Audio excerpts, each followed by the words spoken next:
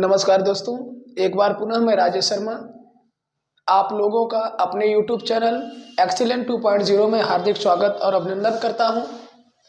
तो जैसा कि मित्रों आप लोग वॉइस पढ़ रहे थे और वॉइस में आपका लास्ट टेंस चल रहा था future perfect tense. Future perfect tense में आप लोगों ने नेगेटिव सेंटेंस तक कंप्लीट किया हुआ था। तो आज हम आप लोगों को इंट्रोगेटिव सेंटेंस पढ़ाने जा रहे हैं। Interrogative sentence. इंट्रोगेटिव सेंटेंस में पहला फॉर्मूला होता है पैसिव का, हेल्पिंग वर्ब विल और shall plus passive subject plus have been plus verb's third form plus by plus passive object. ये आपका पहला फॉर्मूला हुआ। तो मित्रों सबसे पहले एक्टिव वॉइस के वाक्य में सहायक क्रिया विल या शैल, फिर एक्टिव का कर्ता, फिर हैव और क्रिया का थर्ड फॉर्म होता है और फिर इसके बाद ऑब्जेक्ट होता है। तो हम करते क्या है कि सहायक क्रिया विल या शैल से ही वाक्य का प्रारंभ कर देते हैं और पैसिव सब्जेक्ट को एक्टिव का सब्जेक्ट बना लेते हैं। पैसिव जो ऑब्जेक्ट है उसको एक्टिव का सब्जेक्ट बना लेते हैं। हैव आपका जौकाते हो रह जाएगा और अलग से हमको यूज करना है बीन, और बीन के बाद जस्ट थर्ड फॉर्म यूज कर देना है, फिर बाई लगा करके जो एक्टिव का सब्जेक्ट होगा वो पैसिव में ऑब्जेक्ट बन जाएगा। देखिएगा वाक्य जैसे कह दिया जाए will you will you have learned the Ramayana. Will you have learned the Ramayana. अब देखिएगा यू सब्जेक्ट हो गया और दी रामायण ऑब्जेक्ट हो गया, ऑब्जेक्ट सब्जेक्ट बन जाएगा और सब्जेक्ट ऑब्जेक्ट बन जाएगा। तो जब द रामायण सब्जेक्ट बनेगा तो विल का विल ही पैसिव में भी सहायक क्रिया आ जाएगा, विल दी रामायण हो जाएगा इसका विल दी रामायण। और रामायण के बाद हम हैव को जौकाते हैं उतार लेंगे और थर्ड फॉर्म से पहले एक और शब्द यूज करेंगे बीन, नियम के आधार पर बीन। इसके बाद लर्नड जो थर्ड फॉर्म है जौकाते हो बाई लगा करके यू हो गया will the Ramayana have been learned by you. एक और वाक्य देखें, will she have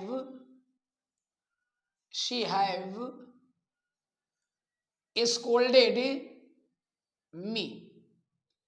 will she have scolded me.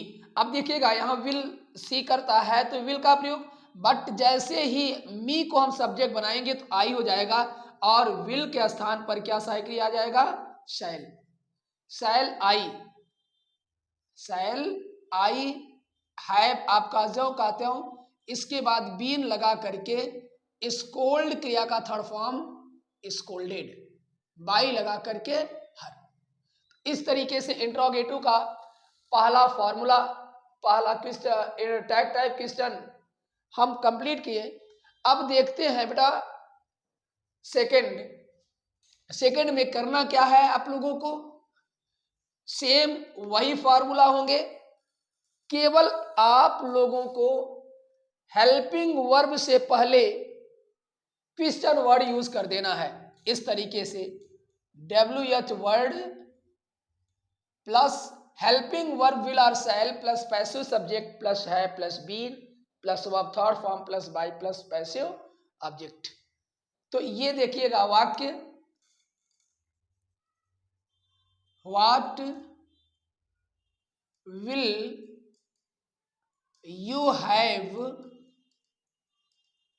you have given them। What will you have given them। इसके पहले वीडियो में हमने आपको बताया था कि अगर एक्टिव वॉइस के वाक्य में व्हाट क्वेश्चन वर्ड दिया हो और ऑब्जेक्ट ना दिया हो तो व्हाट के साथ एक वचन की सहायक क्रिया, फिर नियमानुसार क्रिया का थर्ड फॉर्म वगैरह प्रयोग करते हुए हम उसे आराम से बना देंगे। उसके बाद लेकिन यहां पर देखिएगा देम ऑब्जेक्ट है तो हमें सब्जेक्ट रखना होगा। व्हाट का व्हाट ही व्हाट हो गया। इसके बाद विल का प्रयोग करके देम को सब्जेक्ट बनाएंगे तो दे हो जाएगा। हैव आपका यहां आ जाएगा हैव, और क्रिया के थर्ड फॉर्म से पहले ऐड कर देंगे been, given by you. What will they have been given by you. एक और वाक्य देखें, which book will they have wanted, which book will they have wanted. अब बेटा यहां पर ध्यान देना है, तो देखिएगा क्रिया के साथ किसी प्रकार का कोई कर्म नहीं दिया है। तो ऐसी स्थिति में एक नियम होता है बेटा कि अगर वाक्य में विच प्लस नाउन हो और उस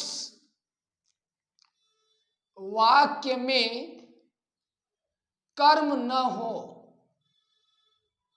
तो विच प्लस नाउन के अनुसार, विच प्लस नाउन के अनुसार सहायक क्रिया का प्रयोग करते हैं।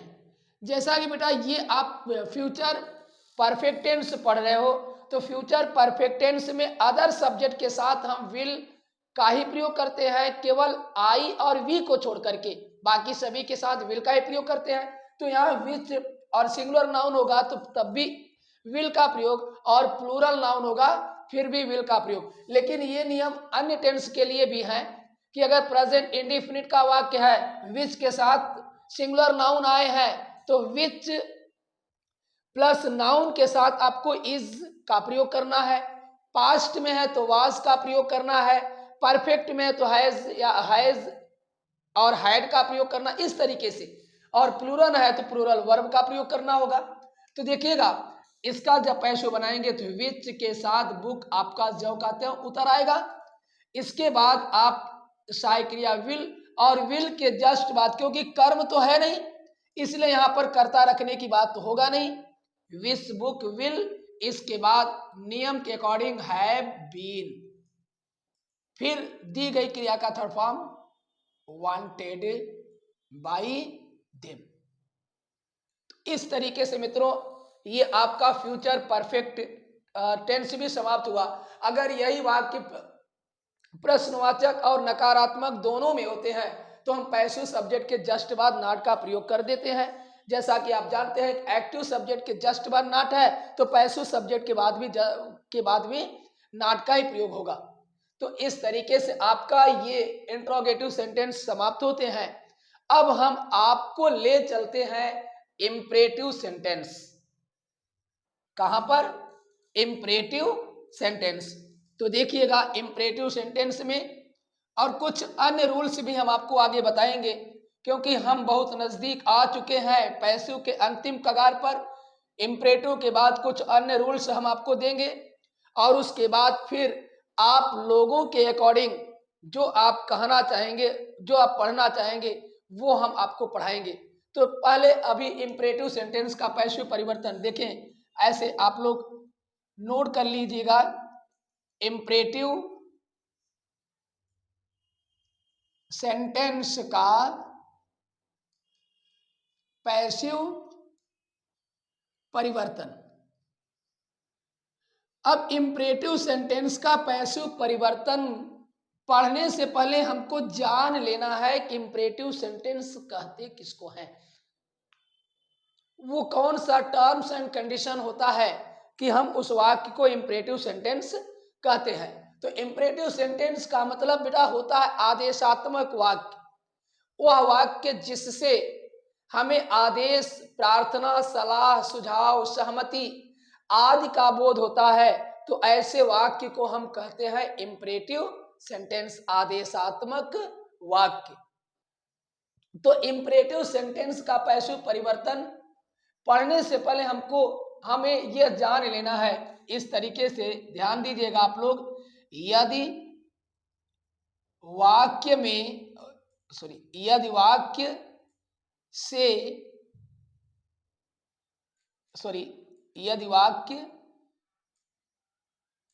इंपरेटिव में हो, अब हम कैसे मानेंगे कि वाक्य इंपरेटिव में है, इसके लिए आप ध्यान दीजिएगा। अर्थात वाक्य से प्रार्थना, आदेश, सलाह,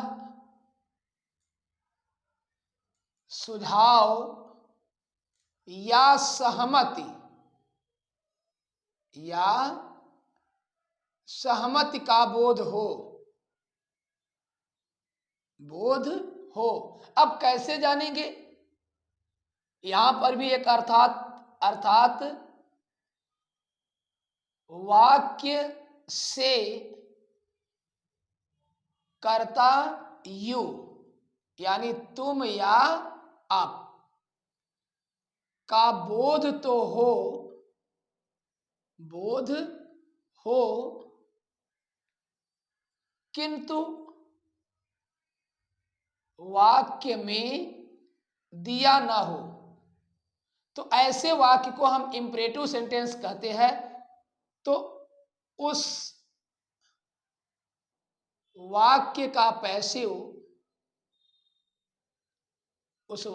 पैसिव निम्नलिखित नियमानुसार बनाते हैं। ये आपका नियम हुआ, लेकिन कौन कौन से नियम के आधार पर बनाएंगे, उसके लिए आप नियम देखिएगा। देखिए, आपने लिखा यदि वाक्य इंपरेटिव में हो, अर्थात वाक्य से प्रार्थना, आदेश, सलाह, सुझाव, सहमत आदि का बोध हो, अर्थात वाक्य से कर्ता यू का बोध हो किंतु वाक्य में दिया ना हो, तो उस वाक्य का पैसिव निम्नलिखित नियमानुसार बनाते हैं। अब किस नियम के आधार पर बनाएंगे? अब पहला नियम देखेंगे आप।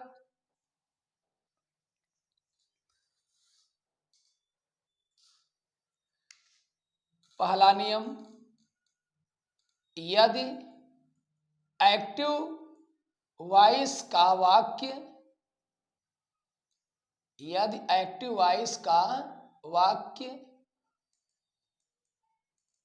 इंपरेटिव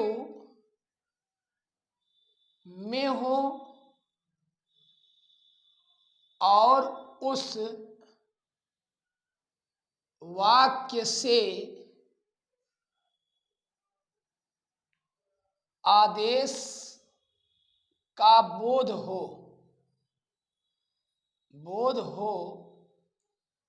अर्थात वाक्य का प्रारंभ क्रिया के फर्स्ट फॉर्म से हो, तो पैसिव दो तरह से बनाते हैं। अब देखिएगा, दो तरह से बनाने का मतलब हम आपको ए पॉइंट दे रहे हैं। ए पॉइंट में अब ऐसे वाक्य का जो पैसिव आप दो तरह से बनाएंगे। ए पॉइंट में आप लोग नोट कीजिएगा, यदि वाक्य में क्रिया ट्रांजिटिव हो, क्रिया क्या हो? ट्रांजिटिव हो, अब ट्रांजिटिव कैसे, यहां पर हम एक्टिव का फॉर्मूला दे रहे हैं बेटा, इस तरीके से वर्ब का first form plus object plus etc. अगर एक्टिव का क्रम आपका इस तरीके से है, वर्ब का first form object plus etc, यहां पर अगर अब वर्ब के बाद ऑब्जेक्ट आते हैं ना, तो ये क्रिया क्या हो जाती है बेटा, ट्रांजिटिव हो जाती है। क्या होती है, ट्रांजिटिव। तो इसका आपको दो तरीके से बनाना है। पहला क्या है, पहला है late plus passive subject.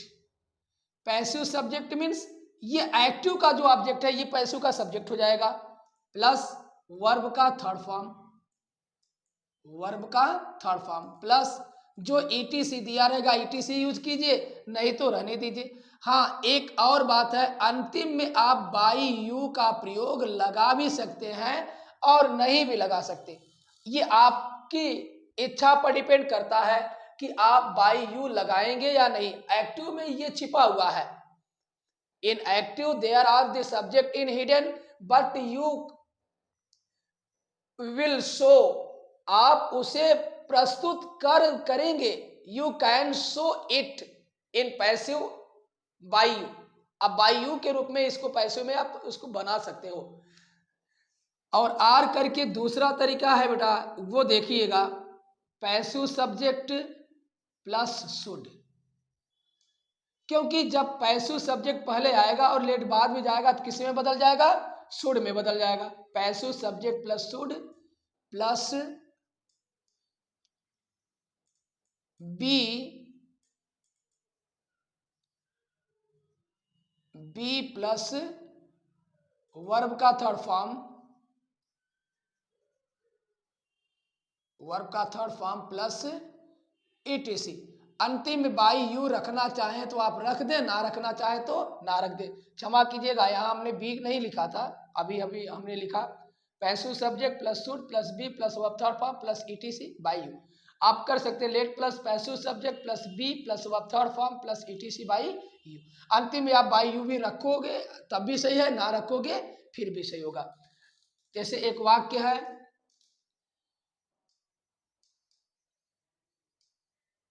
Open दी डोर, ओपन दी डोर, दरवाजा खोलें, माने आप दरवाजा खोलें या तुम दरवाजा खोलो, यहां पर यू छिपा हुआ है। इसको जब बनाएंगे, the door that is the object of the sentence became subject in passive voice, तो क्या हो जाएगा, यहां पर पहले बीच से बनाएंगे, लेट से बनाएंगे तो क्या हो जाएगा, लेट दी डोर, बी लगा देंगे और ओपन जो क्रिया है ये आपका थर्ड फॉर्म में आ जाएगा, ओपेंड। बाई यू रखना है तो रखिए, ना रखना है तो ना रखें। सेकेंड वाले से लगाना चाहेंगे तो क्या हो जाएगा, the door should be, the door should be opened, इस तरीके से। तो ओपन द डोर को हम let the door be opened या the door should be opened, इन दो तरीके से हम इसको लगा सकते हैं। आइए एक और वाक्य देखते हैं।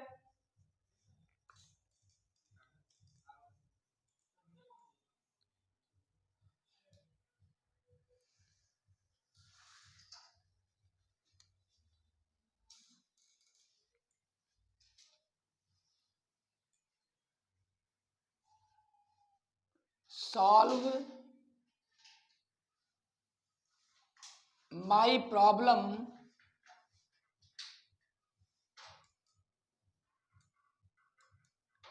With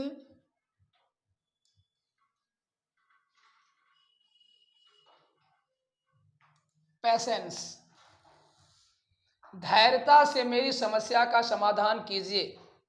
solve my problem with patience. अब यहां देखिएगा, ये माई प्रॉब्लम ही ऑब्जेक्ट है, इसको सब्जेक्ट बनाइए। लेट से बनाएंगे तो let my problem, problem B solved.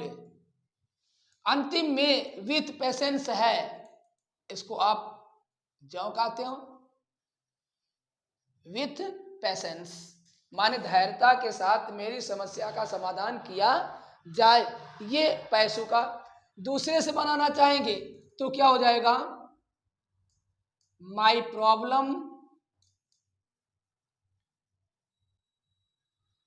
Should be solved with patience.